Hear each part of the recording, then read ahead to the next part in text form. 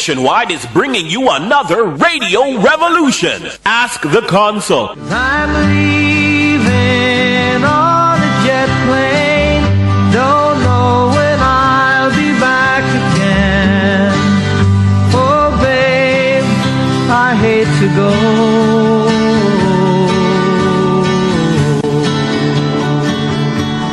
Thanks for staying with me, and today, yes, it's the first time, Ask the Consul, and my very, very special guest is Michael R. Schimmel, the United States Embassy Consular Section is from that section, and your position, you are the Consul General.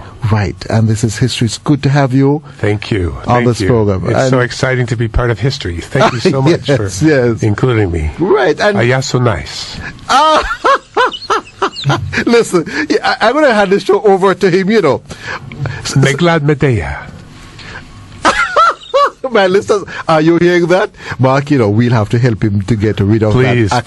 Please, yes, I'm working on that. But, yes. You know, we have the same problem. But I must tell you, you know, you're up north, a friend of this country for many years, and we really welcome you here to be a part of the show. And I know my listeners are quite happy that you are here today, and you and your team, of course. And I also learned that you listen to the show quite often, the station. I do. I listen to the station religiously. Really? Yes, I'm a big fan of Miss Kitty. I'm a big fan of yours. I enjoy the show immensely, and so do many of my colleagues at the embassy. That is good to hear, and I must tell you that quite a number of listeners in the United States and all over the world. I understand. Yes, you're connected all over the world. The internet and so on have made things such a smaller community. It's wonderful. And it's clear to me that this program is about offering service to the people, and you're part of what?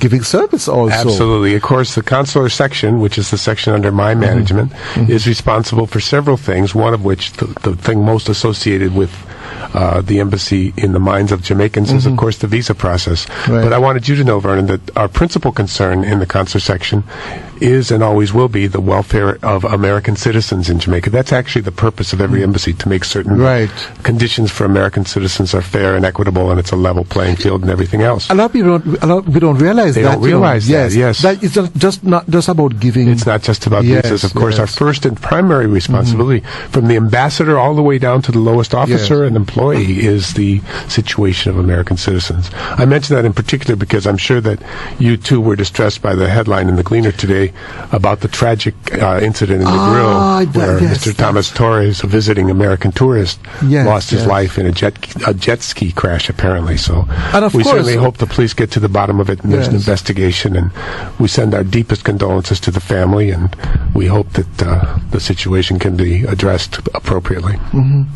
That's one of you, and I'm very sad about when that. Something like that happens, of course, the consular section in particular is energized to look into things and make sure that situations like this are addressed appropriately. We're confident that the various ministries and authorities of government will do the same, and we're interacting with them now. And I hope that his family, it's very rough on them, but we hope that they will still stand strong. Yes. And to know that as Jamaicans, we love you all. You are our friends. Well, thank you. Thank you. And again, I'm really pleased to be on your show. Of course, the topic today is not the American citizen presence here, so much as the visa process. And I welcome the opportunity to clarify any misperceptions about how that works. There are quite a few, you know. Well, there are, and it's unfortunate because we very much want everyone in Jamaica to know about the process, because we want our good friends from Jamaica to visit the United States. We want them to enter the United States with big, fat wallets and spend all their money. You need the tourists. I know that. Jamaicans above everyone else know perfectly well that tourism is an economic viability. So there are many reasons to promote the visits from Jamaica to the United States. And of course, the U.S. depends on tourism also. Very much so. Yes. Did you know every 65 travelers to the United States generate one job in the American tourism industry? Really? So last year in Jamaica, we processed 90,000 visa applications. Do the math. You can calculate how many jobs we managed. 90,000 Jamaicans applied for visas last year. Wow. So that's a lot. And when you calculate that divided by 65, didn't you used to teach maths? I heard a rumor that you used to be a maths teacher. No, I want to say to my listeners, that is why you have to be careful, you see, in what you do. So you do the maths, 90,000 divided by 65. You have thrown me off, you know. Clock is ticking. Mr. Shamel. Yes. You have thrown me off, you know. Back to the topic, yes. I will say, yes. No, but that you have proven a point there, you know. Yes. That we have to be careful in terms of what we do in life. Now, I'm meeting you for the first time, and you can now tell me things about myself. Well, so we have to be careful what we do in life. Your fame precedes you, Vernon. Yes. Of course, as you know. Yes. That's something to learn. All right, we're going to continue talking with you. Of course, we will be taking your calls, but I would love you to give a general overview when we come back of general policies and some of the misconceptions that some persons have out there. Good. All right, you're listening to At Your Service here on Nationwide 90 FM, a revolution in media. It's the feature, brand new feature. It's history in the making. It's called Ask the Consul, and I have him right here, Mr. Michael Schimmel, right? Yes. All thank right. you. Yes. Okay, gonna go for the break. So come back. Don't move.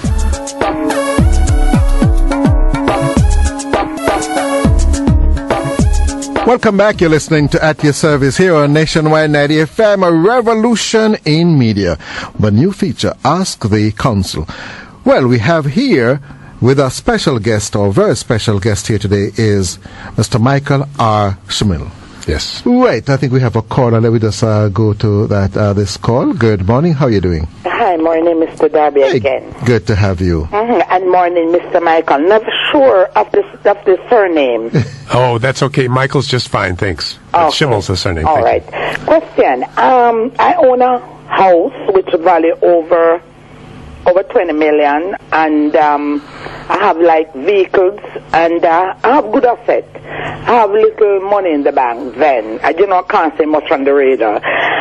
What do it take me to get a visa? I'm never interested. I'm 49. I'm never interested in getting a visa because I don't want to trouble leave my asset. Now my in-laws, them kill me for coming if I have to spend a week. What do I need to have again to get a visa? I'm going to tell you a couple of things. First, what's your name? Maxine. Maxine. The first thing you want to do, Maxine, is go to the internet and go to the website managed by the U.S. Embassy. And that's at kingston.usembassy.gov, or just Google U.S. Embassy, because there you'll find a link to the visa process where all the information that you need is laid out for you. Okay. What you have to do, of course, is explain there.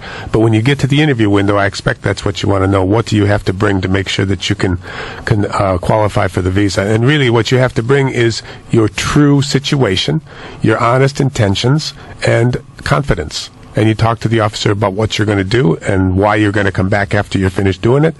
And I'm sure that all things being considered, you'll be given every possible consideration for your visa. Right, because most times they said when you're not married, you're harder to get it. But I don't really want to go abroad. No, there are a lot of misperceptions out there. The truth is, anyone who wants to visit the United States for a brief period of time as a tourist is going to qualify for the visa if they tell us the absolute truth about their intentions. It doesn't matter that you have money in the bank or not. What we're interested in is your intention once you get there to pursue a tourist agenda and then come back to Jamaica. Okay, cool. Cool. Have a good day. Thank you. All right, you have a good day too, and thanks for calling. Okay. Some of the misconceptions. Well, she just mentioned one, for example. Yes. That if I'm not married, I'm not going to get a visa because we always suspect that I'm going up there to find a partner, or I already have a partner up there. Misconception. As many married people as single people qualify for visas every day. I don't have a lot of money in the bank. I better buy some fake papers to prove that I have some money. Misconception. It doesn't matter how much money you have. I told you before, we want you to go to the United States and spend all your money. It doesn't matter. We'd like you to take all the money out of the bank before you go.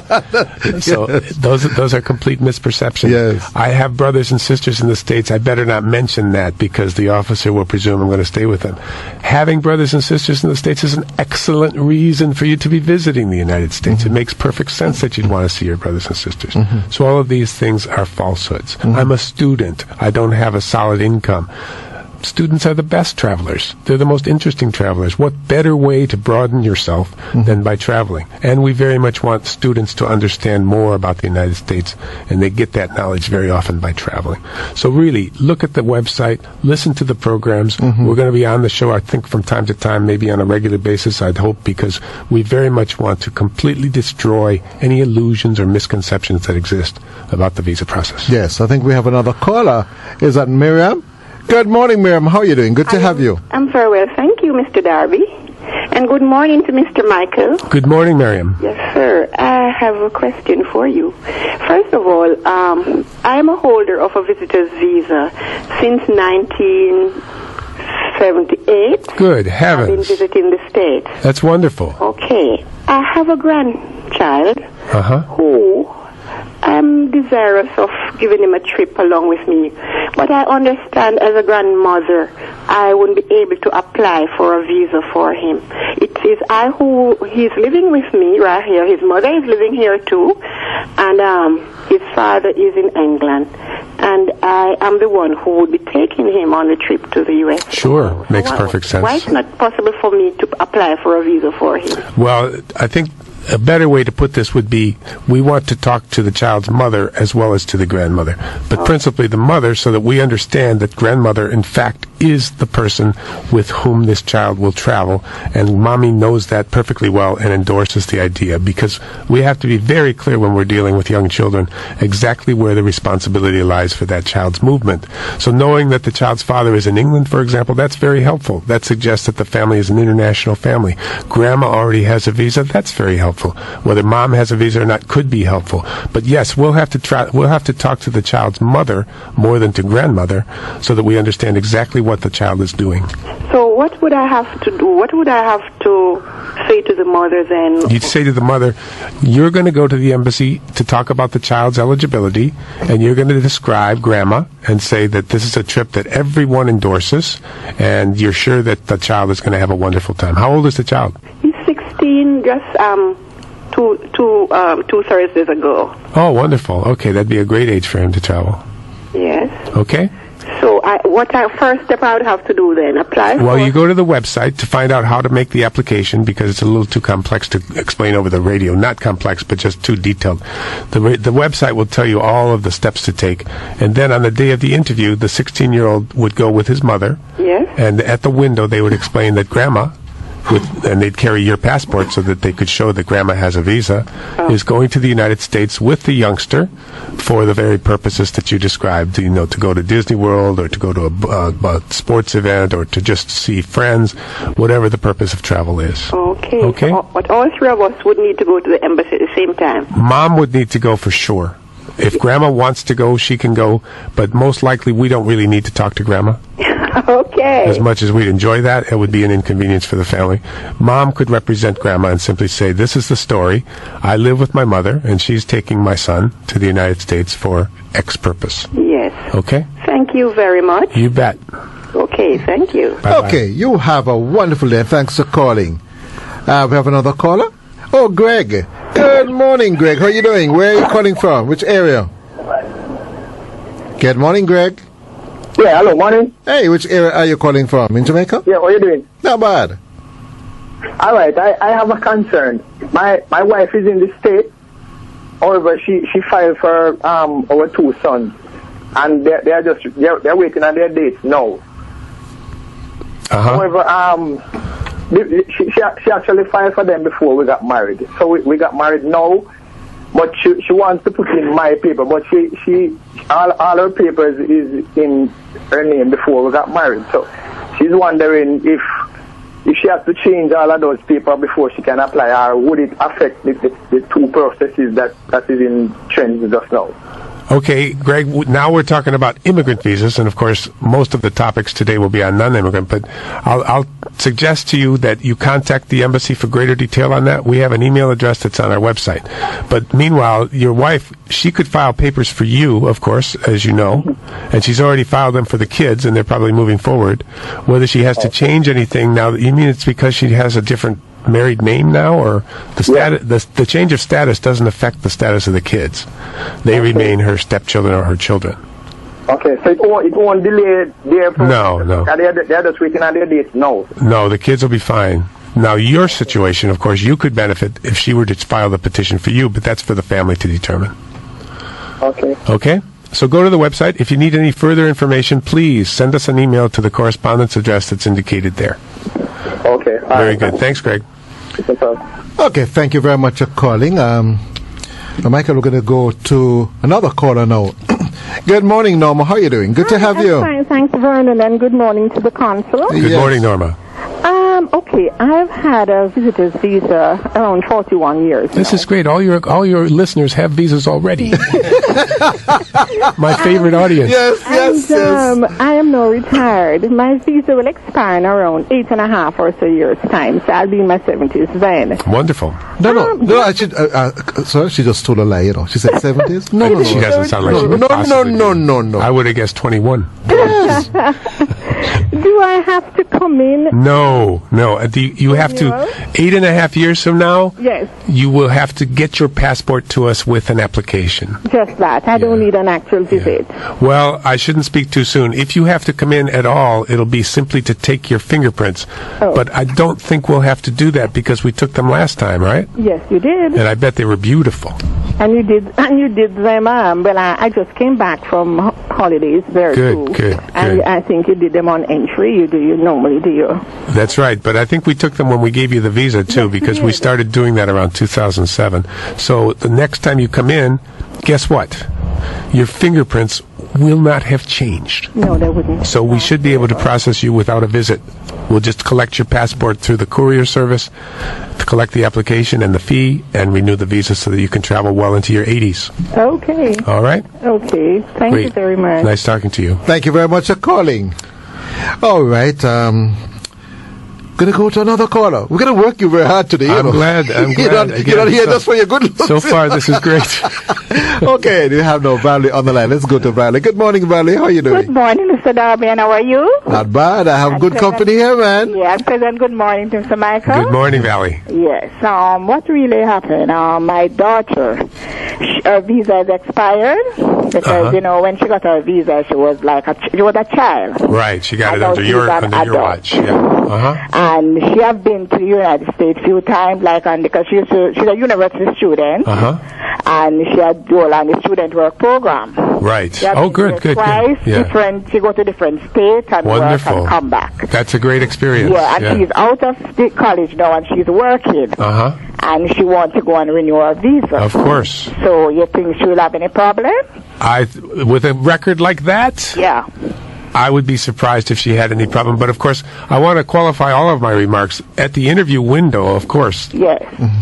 We can't guarantee what the outcome would be, but certainly coming to the interview with a true story, of course, nothing but the truth, and a travel record like hers, it seems to me that she certainly would qualify. But again, the interview would make the final determination. I understand. But her family's traveled, she's traveled more I have than once. A visa, my husband, and my next son. It sounds great. Only one know that he's 30, his one expired last year, and I want to renew it. So he's in high school. Good. So that shouldn't be a problem. That shouldn't be a problem either. It sounds as if the family's very well established. It shouldn't be an issue. Okay. Okay. All right. Thank you very much. Thank you, Valley. Nice talking to you. So Darby, I listen to you every day. And I enjoy your program. Thank you very much. All the best. Okay. And you have a wonderful day.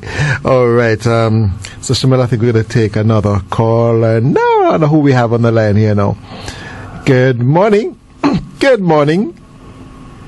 Good morning. You have to turn up the volume, though. You have to turn up the volume. Not the volume on the radio. No. All right, let's go to another caller. Good morning. Good morning. How are you doing? Good to have you. Yes, sir. Good morning. Good morning. Oral? Is that Oral? Yes, this is Oral. Hey, good to have you, my brother. Yes. My issue is that I had applied for my visa a couple of years ago. And I was successful. But at the time of my application, I was correcting a name on my birth certificate. When the visa was processed, it was not corrected then. And it's now been corrected. How can I go about doing that? Oh, you now have apply for You've made the correction to the document that verified your identity. You've got an alteration in your birth certificate. Is that the? Yes. Okay. Yeah, you would need to apply again for the visa. No doubt. Again, all things being equal, there's not going to be an issue there. But I'm afraid you will have to go through the application process. If the difference in the visa was an error on our part, we would replace it at no expense. But if this is because if it's because of a change in your documentation, then you'd simply come in, make the application, and explain at the window, this is the issue. I need the visa issued in the name as it's now recorded in my passport. Okay, it'd be okay if I take both copies of the birth certificate. Oh, absolutely. The one that was the error and the new one that certainly. Yeah, I would take documents that indicate exactly how this worked. And again, this happens from time to time, and it's rarely, if ever, an issue. The only issue, of course, is the inconvenience to you. All right. Okay. I will do that. You bet. Thank you. Nice okay, you have a good day. Mr. Shimela, we're gonna go for the break right now. When we come back, we will continue. So the lines will be open. We have Mr. Michael Schimmel, the Consul General for the United States Embassy right here in Kingston. So when we come back, the lines will be open. You give us a call. Welcome back. You're listening to At Your Service here on Nationwide 90 FM, a revolution in media. It's a feature on for the first time. Ask the Consul, and of course we have for the first time Ask the Consul for the first time on radio. I think probably in the Caribbean. Yeah. Oh, it could well be, yeah. Well, actually, I served in other countries in the region, so. But a radio program. First time on the radio program in the Caribbean. I think you're right. Yeah. Right. Okay. You're saying something before the break. You mentioned. Oh, we were talking about social media and how fond I am of the Facebook page. Yes. And I mentioned to you that the embassy also has a Facebook page, and I think your listeners might be interested in following us and liking us. If you go on Facebook and search for U.S. Embassy Jamaica, you can join our 20,500 BFFs. Really? OMG, Vernon. You could be one of our BFFs. And we have little landmark ceremonies when we cross certain numbers, like 20,000, 25,000. Okay. So if you're the 25,000, if you're number 25,000, if you sign up as number 25,000, you will have as a special prize. I am not lucky. I have to work hard for that. But we want all your listeners to sign up. So like our page, and we'll follow. You'll see the most recent news of our activities at the U.S. Embassy. So you can join all our BFFs in the Facebook world. Okay. All right. We have another caller on the line. Good morning, Debbie. How are you doing? I'm fine, thank you. Yes, go ahead. Yes. I have a niece. She has a visa, but she got it on behalf of her grandmother because her mother died. But last year it got wet. It got wet? Yes, the passport got wet. Yeah, that's unfortunate.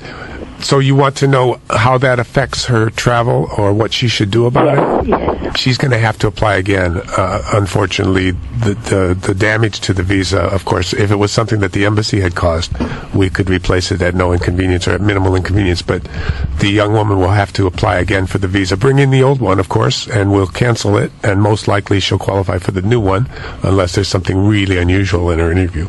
The only thing that because she's out of school and she's on job hunt, so she's not working at the moment. So well, again, she had a visa. Right. She's used it correctly. Yes. It's probably still active. There's every reason to expect that the consideration will be extended with those things in mind. Okay. Then. Okay. We can't guarantee the outcome of the interview, but again, I usually say if people have used their visa correctly, there's every reason to expect that it will be continued to be authorized. She has not been away for more than 3 weeks. Yeah, there you go. That's exactly the kind of traveler we like to endorse. Right. Okay. Okay. Thank you. You bet. Okay, thank you very much for calling. Mr. Shmuel, we're going to go to another caller now. Okay. Simone, good morning, Simone. How are you? It's Kimon. Sorry about that. Kimon? That's okay. That's fine. Yes. I'm not too bad. I'm just checking. How long does the administrative process normally last? Oh, okay. That's an interesting topic. This comes up from time to time, Kimon. And are you going through administrative processing yourself? And I'll explain what that is in just a minute. Yes. Okay.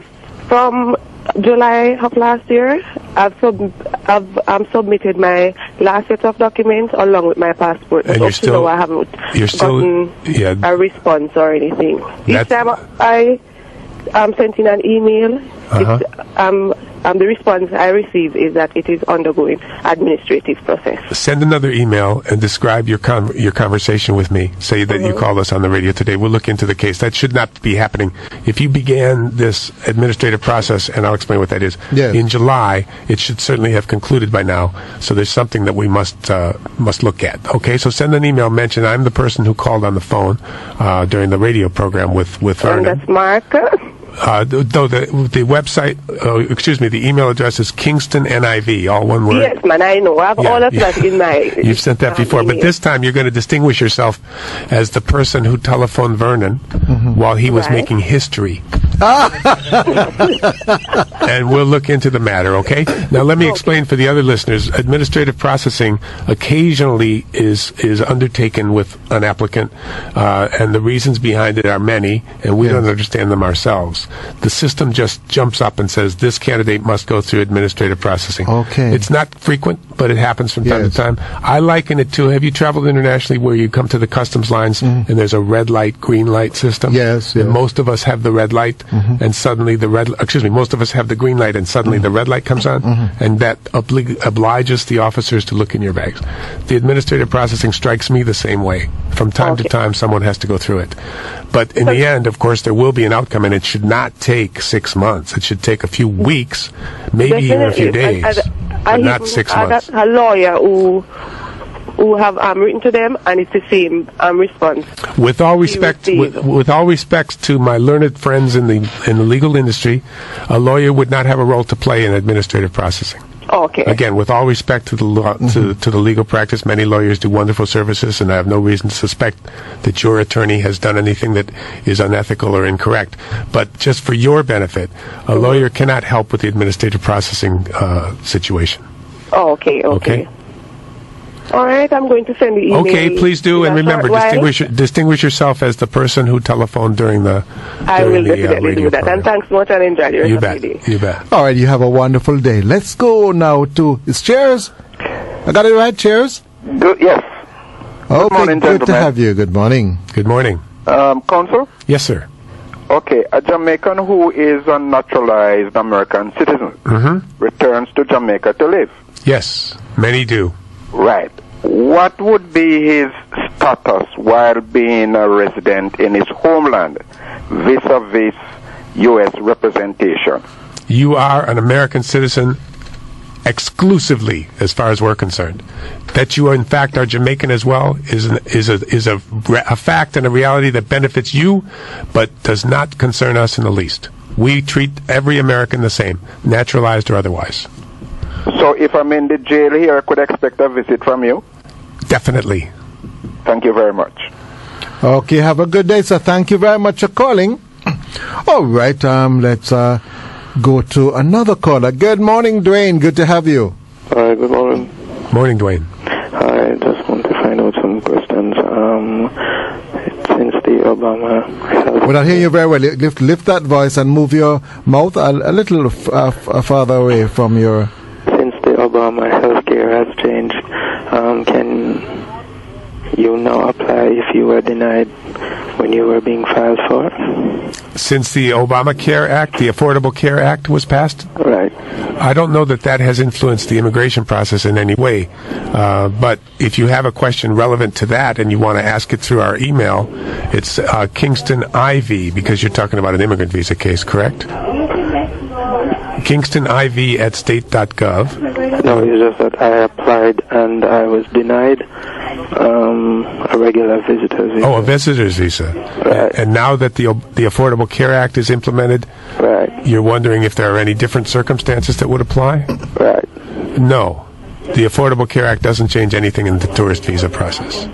Okay. Well, that's for Americans. That wouldn't affect... it's for American citizens. It has nothing to do with the visa process. Okay. Right. Okay? Okay, sir? Okay. Thank you very much for calling. Okay, let's go to another line and see who we have on this line. Good morning, Kay. How are you doing? Good morning. I'm doing good. And how are you? Doing pretty fine. You go ahead. Okay. Hello to Mr. Conflict. Good morning, Kay. However, I had gotten a visa in 06. In 06, good. Right, but my father took me to the embassy. I was a grown woman though, but all my siblings are there. However, I spent about 2 months, but my reason for spending that amount of time, my siblings live all over. And wasn't able to meet up with everybody, and everybody wanted to meet me because of course I was an outside child for my father. So when I came back home, because I had my job and my child here, when I went back in 07 to renew, I didn't get it back in 07. Oh, I'm sorry to hear that. Right, and I tried after that again, and I still didn't get it back. So I don't know what I had done wrong, because I came back home, and that's very discouraging. When the person at the desk had asked me why, I told her that I had a niece who was getting married, and I, was visiting with everybody. I even left and didn't get to meet some of who is still there. Sure. Right, so the next year I really wanted to, go back, because my daughter is a holder of a visa, so we wanted to go back for the summer to meet up with some of them. Until now, I still have sisters that I haven't met in person. Yeah, that's unfortunate. So when was the last time you were refused a visa? How long ago? I think it was in 2011 or 2012. Okay, so a year or two or three. And your daughter, she has a visa? Yes, well, actually I have a second daughter now, but the first one, she has a visa. Okay, does she live with you? Yes, she's living with me. Okay, well, in order to get the visa, inevitably you have to apply again. We can't go back and revisit the previous refusal. But in any future application that you consider, it might be helpful for you to mention that your daughter, with whom you live, already has a visa, and you hoped to travel together. And you'd show the passport with your daughter's visa in it. That sometimes is very helpful, because then the officer knows that international travel is very familiar to your family. And it makes perfect sense that you travel together. So that's my recommendation, that you consider applying again when the time is right for you, and you make it clear to the officer that you're not the only one traveling. You've got a daughter who travels as well, and you're going to be part of her traveling party. Okay? Okay. So since I had applied in 2012, I can apply now again? Oh, sure. You can apply anytime you think you have new information for the officer to consider. And my guess is that the assertion about your daughter's visa, if it was made at all, wasn't made forcefully enough the last time in 2012. So I would consider applying again when the time is right for you, and making clear to the officer that your daughter, with whom you'll travel and with whom you live, already has a visa. Okay? And good luck to you. Thanks very much. All right, you have a good day. I think we can take one final call before we go for the break. Good morning, is that Pamela? Yes, this is Pamela. Good morning, sir. How are you? Not bad. Good to have you, man. Good morning, Pamela. Thanks. I would like to ask the counsel, actually, there are two things. My son was given a student visa for a school, a college in the United States. Wonderful. But we have withdrawn from the college. Now I want to know, is there something we should do with corresponding to the consul or with the visa office? I don't know what to do. He has a student visa in his passport, but he's not going to use it? Yes, but we're not using it now. Right. Does he also have a tourist visa? Yes, we do have. Good. That one's the one he'd use the next time he travels. Now, so there's nothing we need to do in communication with the... May I make a suggestion? Yes, sir. You're under no obligation, but we would appreciate it if you wrote to us at Kingston NIV. Okay. At state.gov, Kingston NIV, all one word, at state.gov, to explain the situation. And we'll tell you exactly what steps to take to make certain that visa doesn't cause him any confusion or inconvenience. Okay, I'll do that. We tried to read online, but we're not able to I understand. No, everything you've done is correct. And if you just let them know at Kingston NIV, they'll tell you exactly what steps will be taken to make sure that visa doesn't cause your son any inconvenience.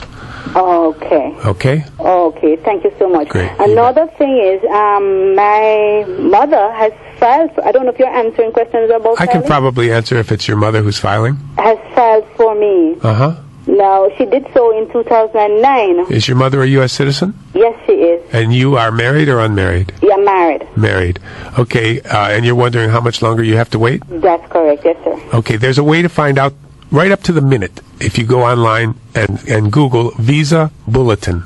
Visa? Bulletin, 2 words. Visa Bulletin. Type that into Google. I didn't hear the last word. Bulletin, as in, a bulletin with news in it. Bulletin, okay. Type that in. Up will come the page, and it'll tell you exactly what month and what year they're processing in that category. Okay. All right? Thank you so much. You bet. Good luck. Have a great day. Thanks. Okay, you have a good day. Okay, Mr. Smell, We're going to go for the break right now. You're listening to At Your Service here on Nationwide 90 FM, a revolution in media. We have with us here Mr. Michael R. Schimmel, the Consul General for the U.S. Embassy right here in Kingston. Well, welcome back. I tell my listeners, if you're going to see what happens and hear what happens during the break, we've been having fun with Michael R. Schimmel, I have it right, eh? Yeah, and I have to say, Professor Darby, boy, what an Irish show we had today. No, you got it, listeners. Yes, he is the Consul General for the U.S. Embassy right here in Kingston. Well, we can take one more call, but we can take one more because we have the birthday. All right. Good morning. Who do we have here now? Hello. Yes, good morning. Hi, I'm on. Lisa. Yes, hi. You have a minute. All right, question. I was filed for, and in 06, I have a visiting visa. It expires in May. Yeah. And I'd love to renew. Sure. Is it okay? Of course. Have you used the visa in the last 8 years since you got it? Yes, I go then you have every reason to expect that it would be reissued. As long as you've used the visa correctly the whole time you've been filed for, then there shouldn't be any confusion. At the port of entry, you probably know, you have to demonstrate to the officer that you understand immigration laws, etc., etc. But there's no conflict. You can certainly hold a tourist visa while you're waiting to be called for immigration, okay? Okay. All right. The professor's telling me we have to cut it short, but I hope that fills your need. Thank you. Thank you very much. Thank you very much, Mr. Michael. Tankunu. I love that. Thank you, the Consul General for the U.S. Embassy right here in Kingston. What a show. Thank you. Thank you very much. We made history today. We made history today. Right. And we'll have continue. You again. Yes, we will continue with it. Yes. Okay, we have to have some. By the way, anybody friends of yours having their birthday today? Oh, yeah, but they're in the United States, and I don't know. Of course, you have international broadcasting. Exactly. Yeah. Let me give a shout out to all my friends having a birthday today, including Dave Abel, a good colleague of mine. Okay. Of mine. Okay. Of mine. Okay. Of mine. Okay.